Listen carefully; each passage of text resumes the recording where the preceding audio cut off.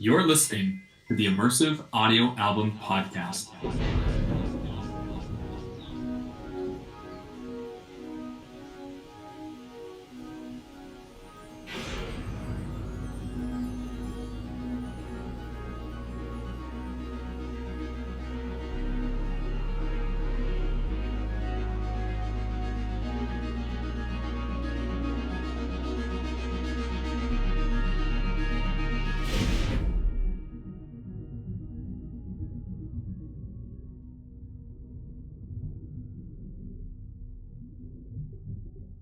Please listen with headphones for the best spatial experience.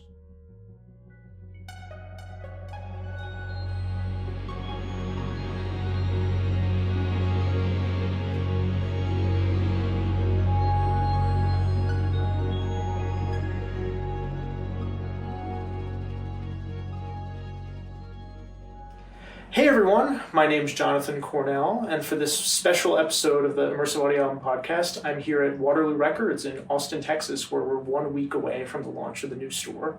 And we're going to be talking about some of the cool kind of immersive audio related activities that are going to be happening here. So it'd be great, if everyone here could introduce themselves and talk a little bit about their role in this project. I am Trey Watson, one of the new owners of Waterloo Records, and a couple of multiple other ventures in music and media, so glad to be here. Yeah, excited to have you. Yeah, thanks.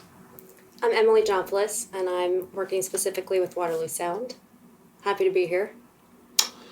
I'm Jon Niess, and I've kind of been involved in the music community here for the last 15 years or so, owned a studio, and I'm just kind of been in the middle of coordinating and collaborating with these two and Chad, who we'll meet in a minute, in terms of bringing some really cool new things to this space. Really, really excited to be here. Well, you and I did one of these, maybe a year ago. Oh, that's right. Like that. Yeah.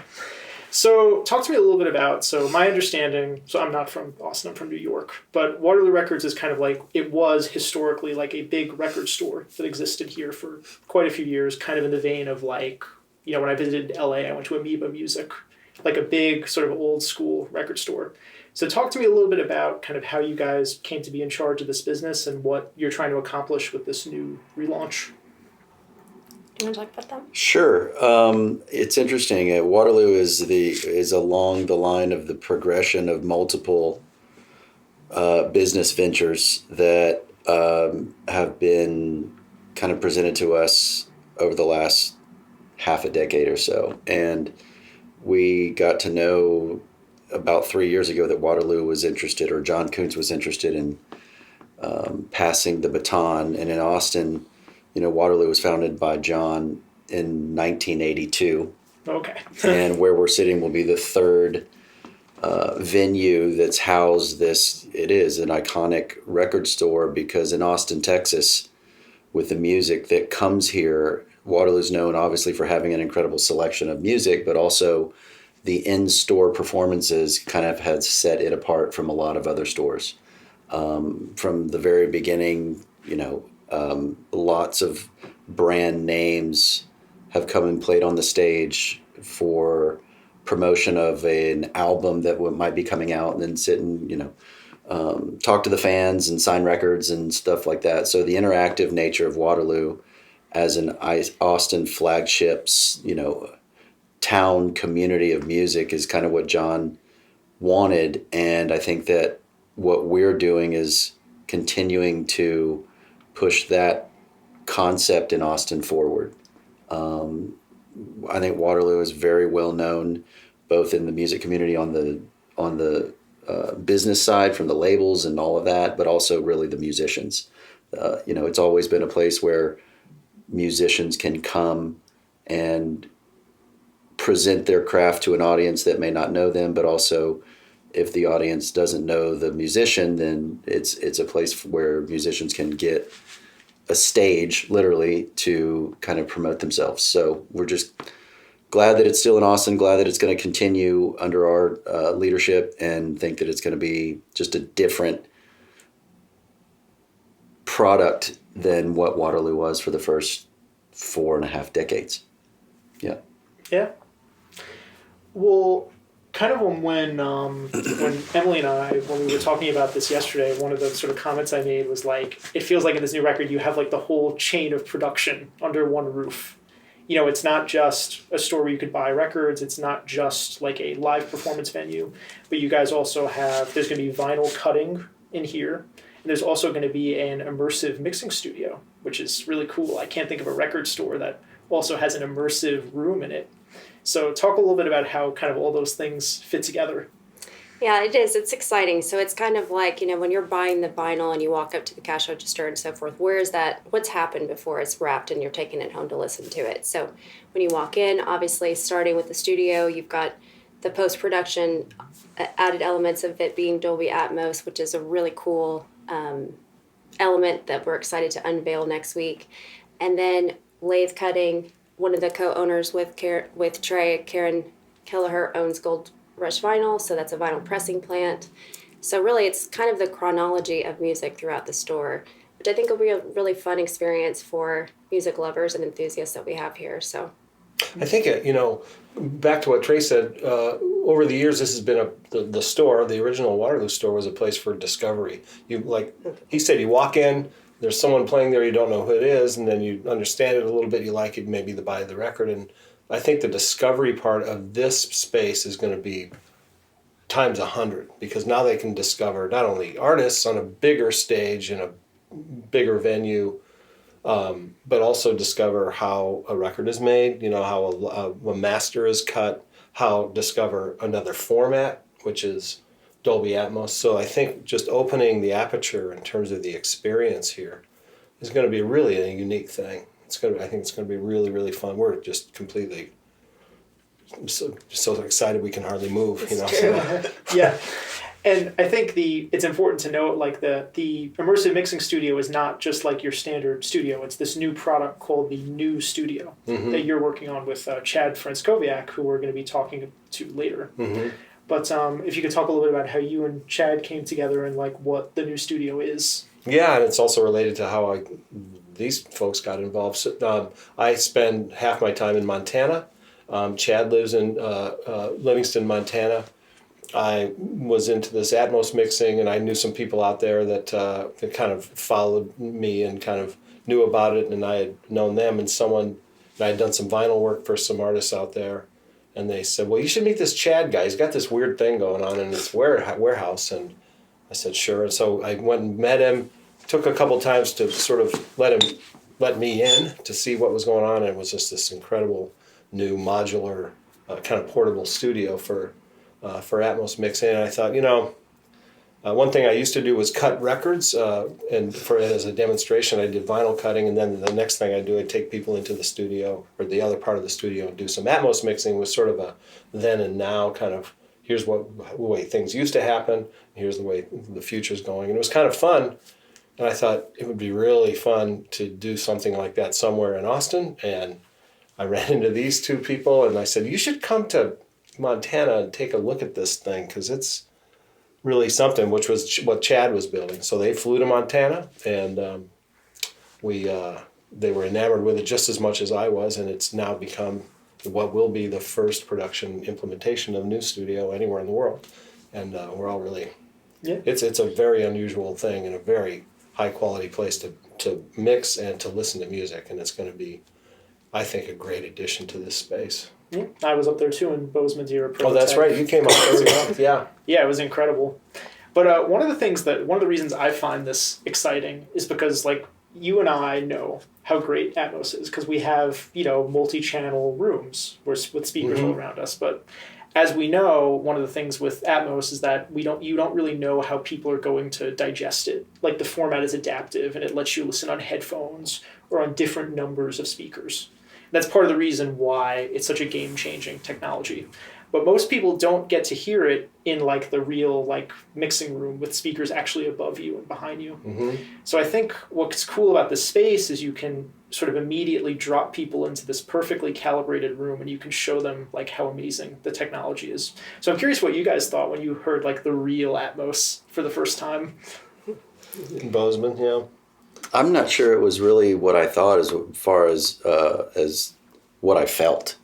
I mean, when you're in a room like that and you're used to surround sound and it's a really cool experience, Atmos is just that times. I mean, it's just times 1,000. It's, you can feel it all the way in your bones. So Yeah. that was my first reaction. I was like, holy crap, this is a different environment for sound, So to take that and then take a song or a movie or something and stick you right in the middle of what feels like a pool of frequency was definitely a different experience. I think the other piece too is like when we're talking about kind of the bandwidth of education, right? So we've got people who are, this is what you guys know inside and out. You've been watching it along the timeline of growth and progression. And then you've got people, myself, others that either haven't heard of what Atmos is, they've heard of it, they don't really know what it is. And so having some exposure in a retail space, I think that's what you were asking about earlier, why in the middle of a retail record store? Yeah. And I think that's a big piece. It's absolutely to offer something unique to our artists and creatives and have abilities to do live recordings and then mix and produce them in a studio here. I mean, there's a lot of fun elements, but then also as consumer awareness starts to grow and people are like, okay, that's what that is. That's what I'm looking for. Helping that kind of conversation continue and in an educational format hopefully will be helpful as well. Yeah, because I think, John and I were talking about this. If you pulled someone, if you talk to some random person on the street and you said, what is Atmos or what is spatial audio, they would probably recognize the term because Dolby has done such a good job, marketing the technology and putting it into sort of every device known to man.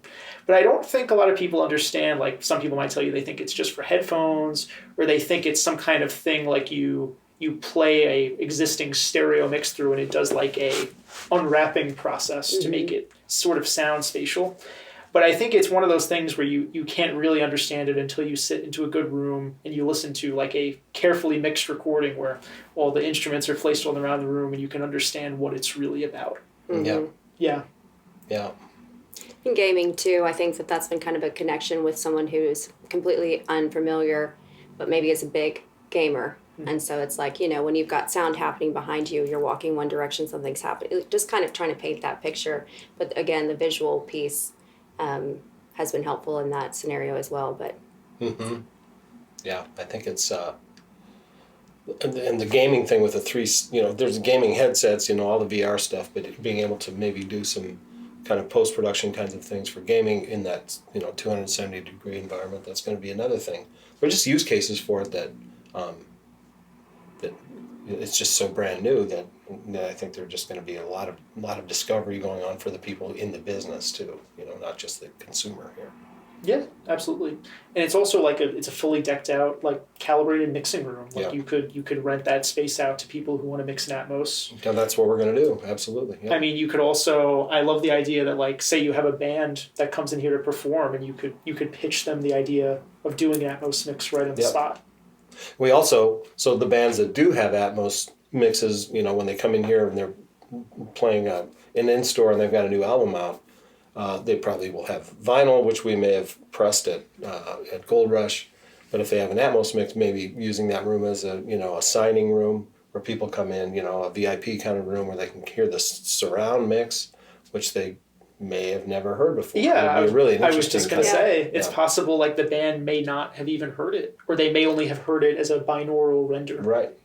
I mean, this is the thing that sort of you and I have talked about a lot, the challenge of getting especially indie or unsigned acts to go for this technology. Because in a lot of cases, the technology, the equipment to play it back is not accessible to them.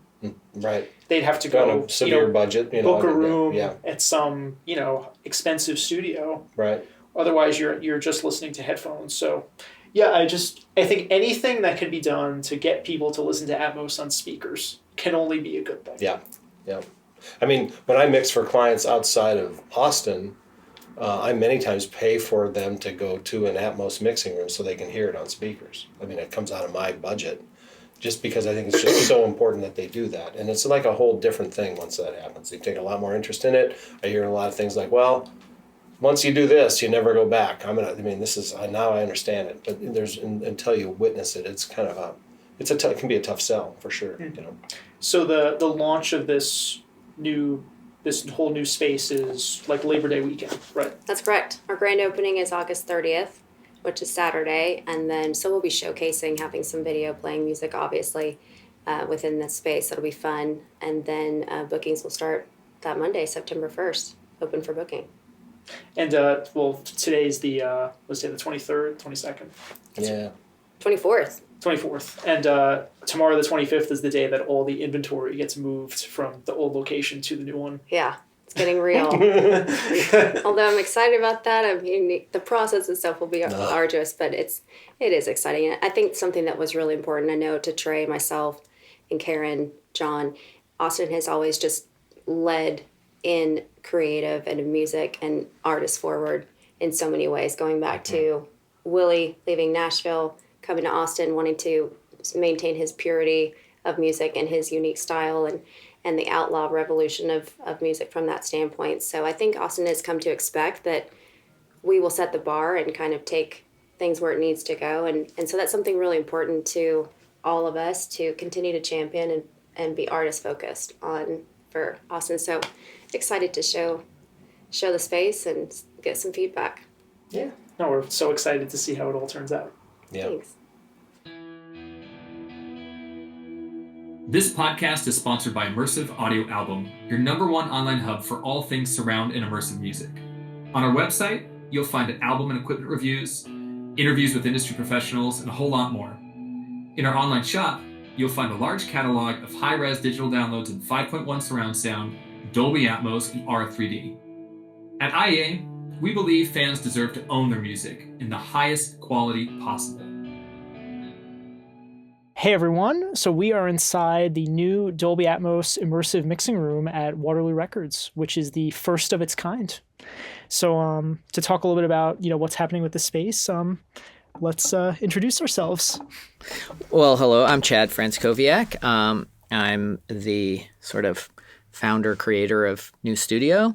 It's a modular, adaptable studio system that is built for immersive formats, primarily Dolby Atmos, but prepared for anything and everything that is to come. So as formats evolve, the room can evolve with the changes, and it is set up for both audio and video. What we're seeing here is kind of behind the walls. Yeah. A little later, you'll see with the screens up too, right? So yeah. I don't know, Chad, is there really any room for more speakers in here? Squeeze one in somewhere. so what is the rig here? It's 9. So this is 914 actually. So we have a couple of additional subwoofers in the back of the room for bass management, and these up here will be for LFE. Mm-hmm. But yeah, 4 overhead, 9 around the perimeter. Yeah. So you mentioned that what sets this apart from like a regular mixing room is that it's like a modular space. Yeah. So you could literally disassemble this, transport it, and then reassemble it in another location exactly as it is. That's correct. Yes. Yeah. And you can use any kind of speaker. Right. Or different kinds of projectors, potentially. Yeah. So talk to me a little bit about like what got you started on this venture. Sure. Yeah. It was very organic, actually. I spent 20 plus years of my life working with John Mayer primarily in recording studios everywhere. And we, I got the opportunity working with John to work in like just all kinds of different places, and really got to understand what was super functional and effective about a studio versus what didn't kind of work all of that well. So I'd had in mind for a while like some efficiency things that I wanted to put into a studio at some point. With John's last record that he released called Sob Rock, it was right at the time when Atmos had become a requirement for deliverable with his label at the time, Columbia, and For context, this is in like July of 2021. June Yeah, of 2021, that's exactly right. something Yeah, like that. that's exactly right. And so on the album's release day, he went on to Apple Music and listened to this record that he'd, been working on for, been putting his heart and soul into for however long, and realized that the mixes that he was hearing were not what he had been working, because Spike Stent mixed the stereo version of the record, and John's very hands-on. He worked really closely with Spike, making sure every single thing was exactly how he wanted it. And when he went on to Apple Music, like I said, on release day to listen to it, he learned that those were not the mixes that he had worked with Spike on. It turns out that they had been remixed in Atmos by another engineer unaffiliated with the project. So those mixes were pulled off of Apple Music, and then John and I went in with Josh Goodwin remixed the Atmos version. It went back on to Apple Music soon thereafter. Anyhow, that was my first sort of awareness of Dolby Atmos and its kind of importance and future with music.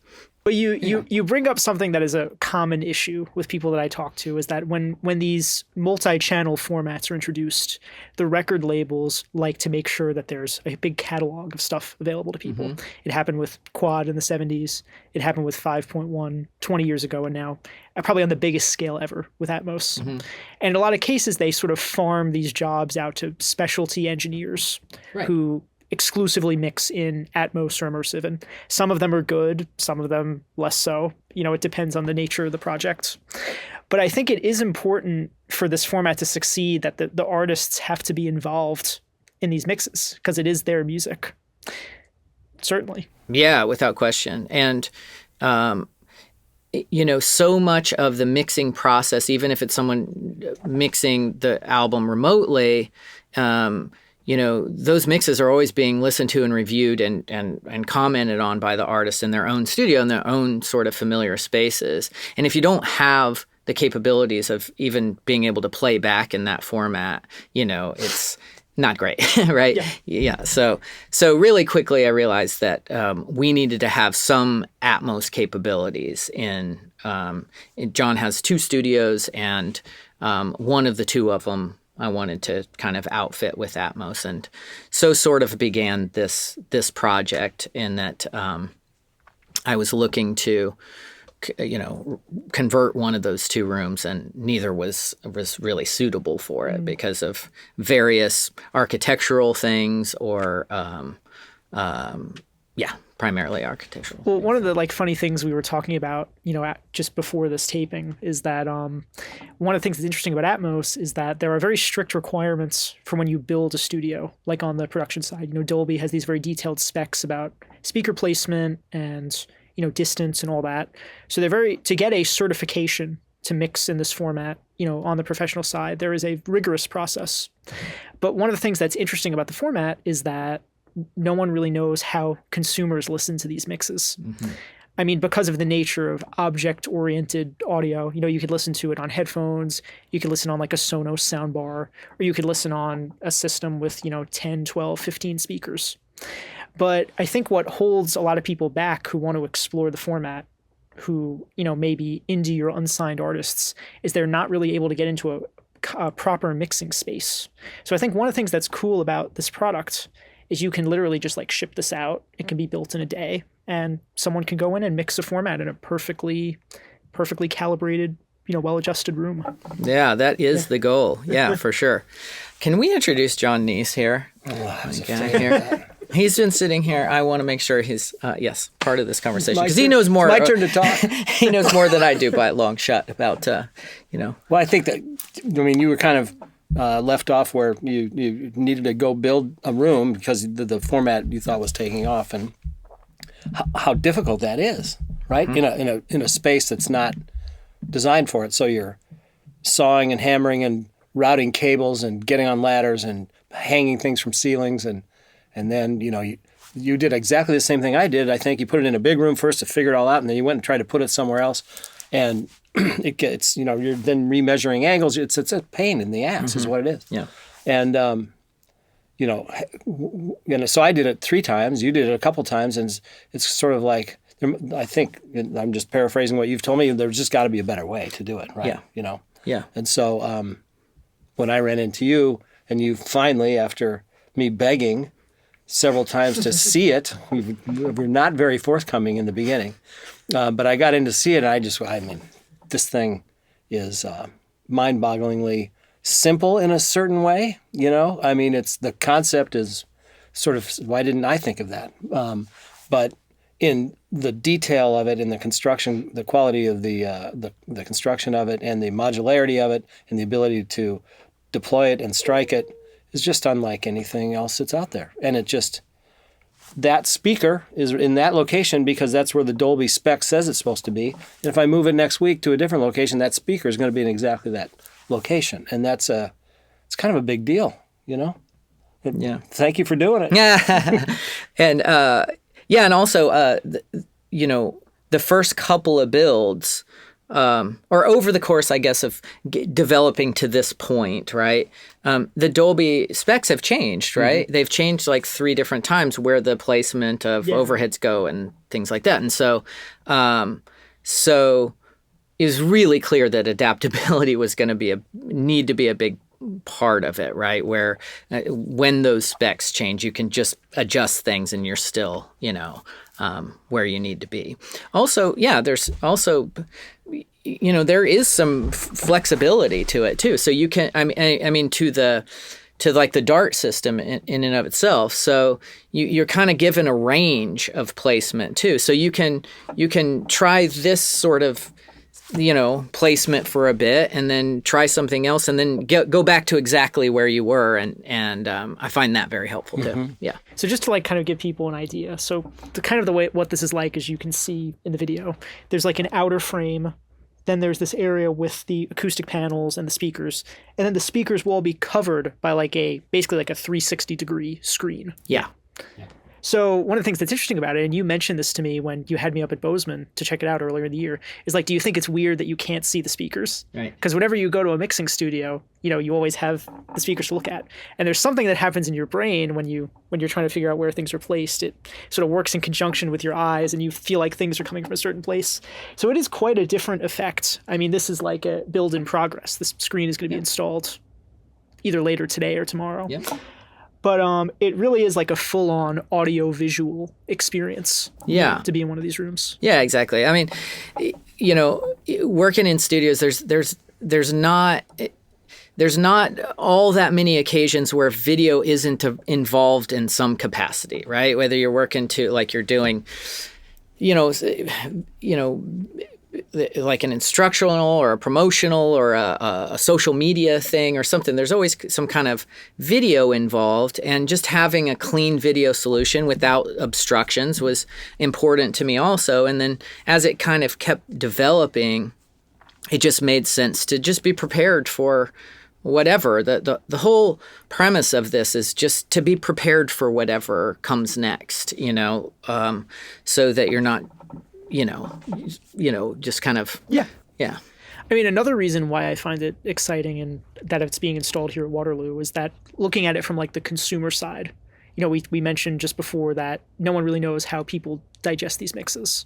A lot of people probably think Atmos is a headphone-only technology. I bet a lot of people don't even know that you can listen to it in these elaborate multi-speaker systems, which is what the records are being mixed on. In most cases, I would hope. Maybe some people do mix on headphones. But I love the idea that you can get people who are, potentially shopping here to just get in the space and hear Atmos for what it's really like. Because it's one of those things, like, it sounds a little silly when you explain it to people. Like you sit in this room and there's like speakers all around you and different instruments shoot out of all the speakers. Yeah. And it's one of those things you just have to experience it to understand why it's such a valuable technology.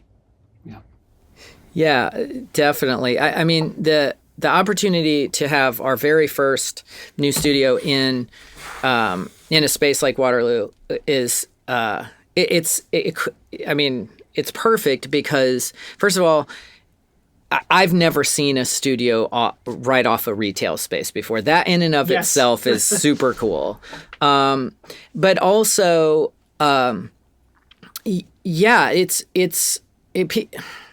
there's a lot of questions about the format still, and a lot of unfamiliarity, certainly from the consumer side, but also from the production side. Yeah. So just having it in off a retail space, in a public sort of space, not public. What do you call it? Yeah, I mean, it's consumer space out there for sure. Yeah. And that Private people studio, can but yeah. come in and check it out. Like, it's just about the point is to make the tools all more accessible. I had a really hard time accessing it, short of renovating a space, buying all of this equipment, installing it all, and going, this is what it's all about. It's not as accessible as just setting up a pair of stereo speakers. So that's what it's about. On the one hand, I think it's kind of cool that anybody can just get the Dolby renderer. Even it's built into some DAWs. So in that sense, the tools are accessible on the software. But to actually set up like a calibrated monitoring room, especially for like an unsigned music creator, is not really something that's in the cards unless you're really passionate about it. But talk to me a little bit about like the kind of the development process and maybe some like challenges you ran into designing the space. Challenges have been aplenty. Sure. Yeah. I just wanted it to be as simple and as intuitive as possible from an assembly standpoint, but even I kind of looked at it two ways. There's the sort of physicality of the space, and then there's the sort of experiential part of the space. The experiential part of the space has always been my kind of guiding. Like, I just want it to be really intuitive, simple, and not influence anyone's workflows. However you work, I just want to make it as seamless for you as possible. Like I'm not trying to impose any certain types of software or any certain types of speakers or anything like that. Like, use whatever you're familiar with and work however you're used to working. Let me just try to make it as easy on you as possible. So kind of starting from the ground up here, the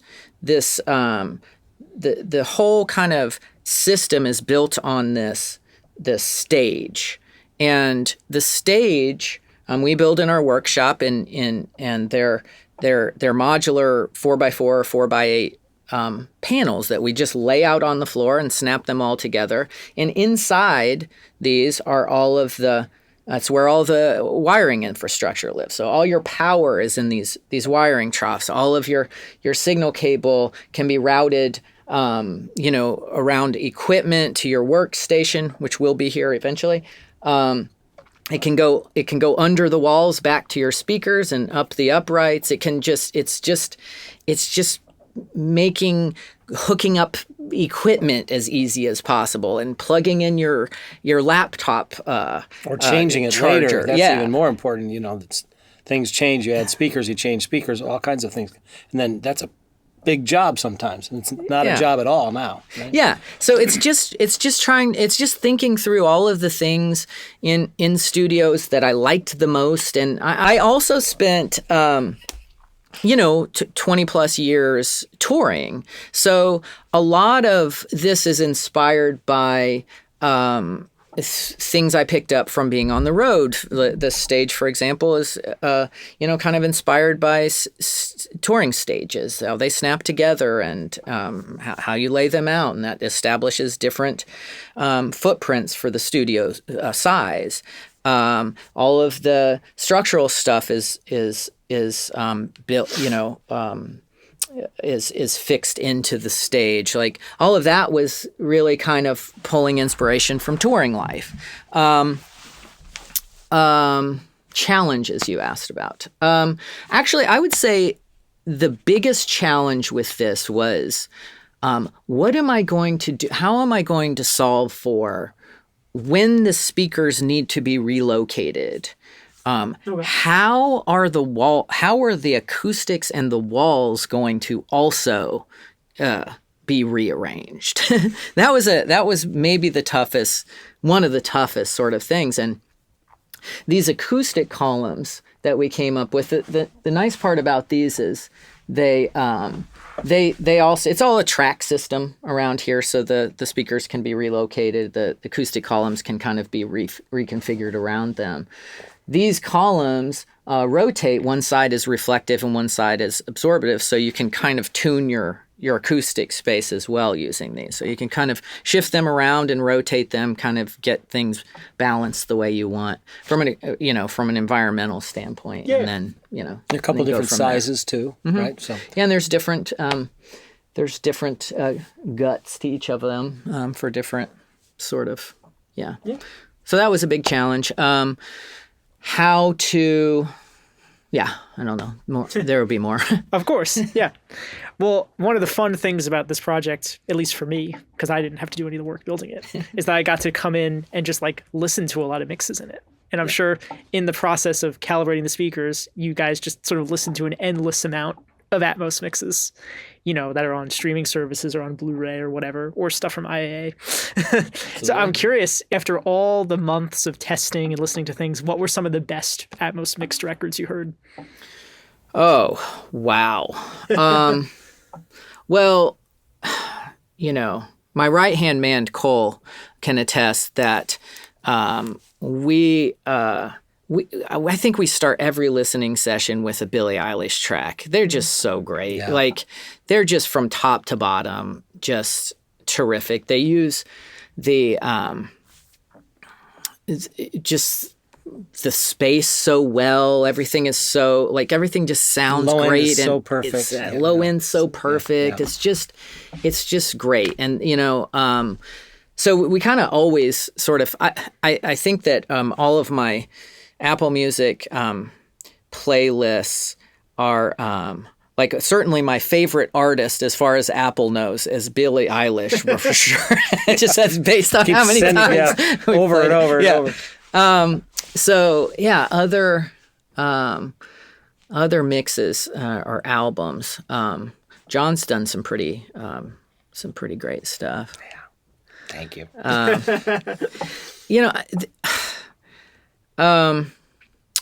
Let me think about our playlist here. I'm thinking about stuff. Cole, Yeah, chime in. Yeah. Now he's There's no wrong answers. dumping No. Cole. I think we listened to the Peter Gabriel record. We listened to the Peter Gabriel record. That's when I really was there. great. That's good, yeah. Part of the reason why it's great is because they weren't afraid to get away from the stereo mix. Like, Yeah. it is a very different, it has some different parts in it and things. Yeah. And that was kind of the whole thought process behind that record. Yeah, I got to ask you a question. I got to ask both of you a question. What's your take on Atmos being like a reimagining of a track versus staying true to the original as closely as possible? Now, I guess it's probably a different answer if it's like a back catalog mix versus a new release. But do you feel like Atmos should stick really close to the stereo mix and just make it a little bit wider and whatever, or do you just go for it? It depends on, to me, like how long the record has existed in like the public consciousness. Like if it's something that came out like a year ago, or if it's the Atmos is being done the same time as the stereo, then I think you have a little more creative license than if it's something that was recorded like 40 years ago. Yeah, Yeah. To me, you've got all this space. It's like, are you going to paint with 3 colors? Yeah. You got all this space. Use the space. That on the other side of that is like if there's a guitar's panned over on the right and another one's panned on the left, don't swap them. They may go wider or they may go higher or something like that. But using, I think, like I've had like drum break stuff maybe starting up high behind you and coming kind of blossoming into the kind of a more powerful place there. That's a really great effect sometimes, and sometimes it's not. But I just think you should use it if you can. And it's really kind of, when you have clients that can hear the stuff on speakers, and we talked about this before. Sometimes I actually pay to have my clients go to a place in their locale, wherever they are, to go hear it. Several of them come back and they either compliment you about about your choices of placement and and so they get it. I think if they hear it on speakers right away. If they hear it on headphones, they're not sure what they're even listening to. But I've been really lucky. I get a lot of compliments about placement. Sometimes there's EQ things or there's some other things to change. There's always notes, but I think people that are open to the format, that's what you're here for. Mm-hmm. I don't think you're here to just also make it a little bit. You get to work on a lot of stuff that's like surreal music. Yeah, I do. A lot of like electronic kind of Friends of Friends music. That label, there's a lot of stuff that is. And I think if you're mixing music that was not meant to sound like a band playing on stage with no frills, then you should have creative license to do a surreal Atmos mix.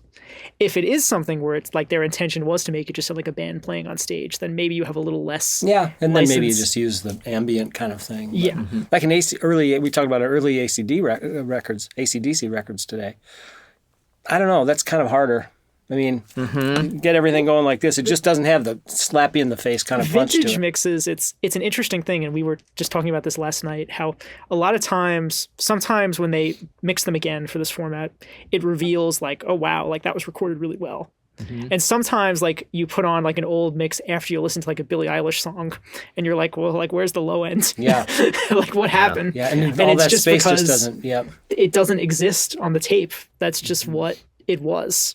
Because tastes have changed and the kind that what people expect in terms of the tonality of records is so different now than it was in past decades. So, everybody is facing these challenges who's mixing in Atmos. And I think the more people experiment, the better it is, because we'll learn what works and what doesn't work. And it's important that when you're doing this experimenting, you're in a space where all the speakers are perfectly calibrated. It sounds good, like this one. Yeah. Right? Yeah, for sure. Yeah, these rooms sound and visually and audio-wise both. It's just they sound and look incredible. I mean, just kind of like wait till you see this, and I mean, it's something. So here's a question I have for you. So this is a 914 room. So it has these wide speakers that go between the side surrounds and the front. And in consumer 714 systems are rare. Like I built one because I wanted to, but consumer, 9-channel systems are even rarer. So I'm curious, in your adventures of, auditioning mixes and things, do you find that those extra speakers really add something meaningful to the presentation? Yeah, I mean, in my experience, Apple Music only plays back in 714, so you don't actually get any information through these wides. Yeah, a lot of, I kind of defaulted to it early on because I had a lot of conversations with people who are pretty deep into Atmos mixing when I was just starting to learn about it. And they all recommended the wides. And I find that even just listening back to 7.1 or whatever, 7 whatever systems, that I feel like there's a gap, kind of a hole there. Yeah, I feel like I actually, a lot of those mixes, in fact, I feel like I only get really the sides and I don't get enough out of the rears, and I really miss the wides. I don't know if that was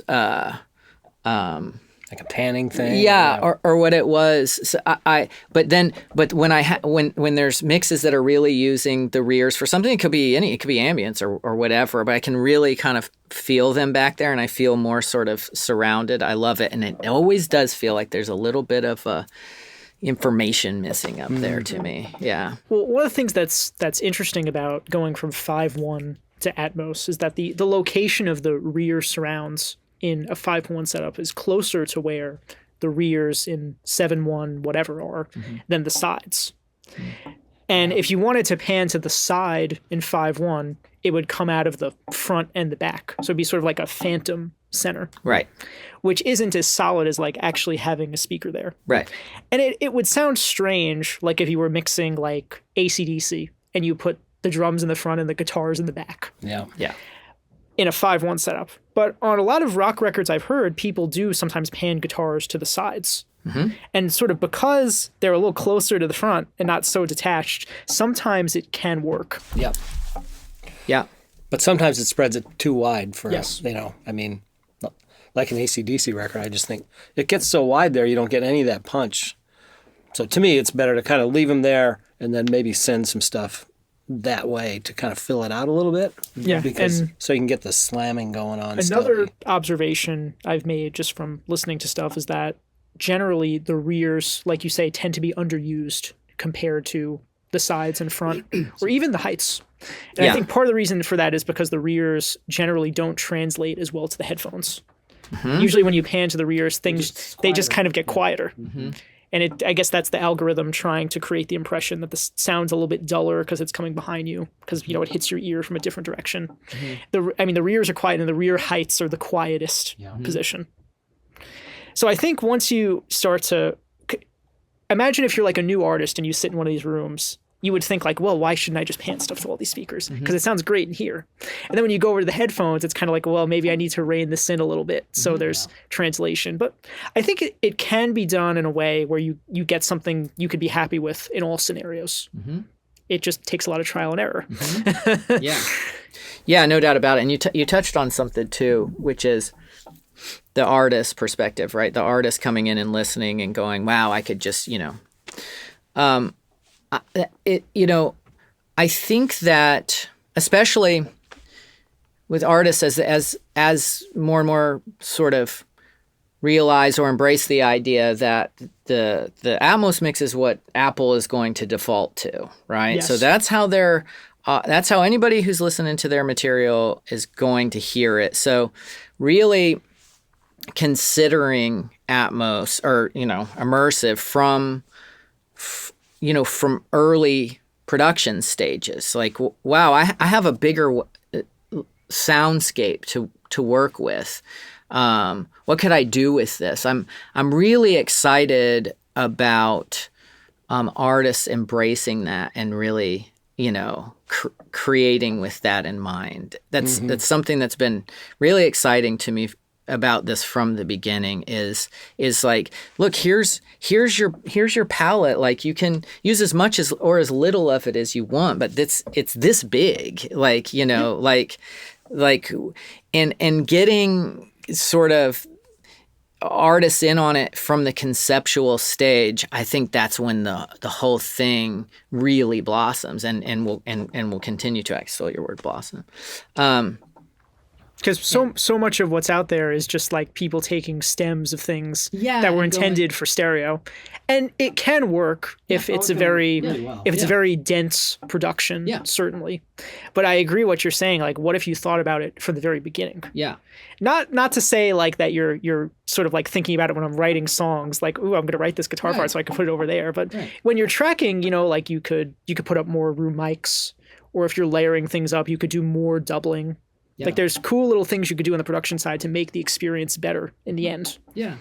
I think, too, that because you have this, this 360 sound field, it doesn't mean that, because you have a speaker up over here doesn't mean that you have to have, like, place an instrument in all of those spots. You don't need to have a tambourine up over behind your head if it doesn't make sense. One of the things I think that's one of the potentials of this that I think is really great is using it to recreate environments. Like, we were talking about that Tom Petty track earlier today. Yes. Right? Those drums, like it feels like you are in that studio, with that, right? It's awesome. Like that kind of stuff using, if someone records in Royal Albert Hall, how cool is it to sit in your own studio and feel like you're in Royal Albert Hall? It's